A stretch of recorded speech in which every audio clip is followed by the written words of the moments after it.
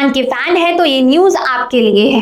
Bollywood superstar Salman Khan से जुड़े चर्चित विवाद काला हिरन शिकार पर बन रही फिल्म काला हिरन का पोस्टर लॉन्च हो चुका है।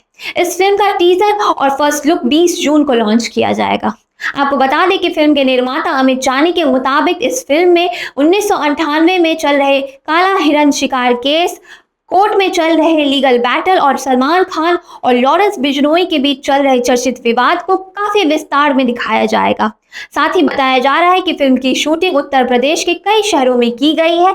इसमें आपको सलमान खान की गिरफ्तारी से जुड़े घटनाक्रम और उस दौर की कई सारी ऐसी खबरों को दिखाया जाएगा जो अभी तक आपको असलियत में नहीं मालूम है।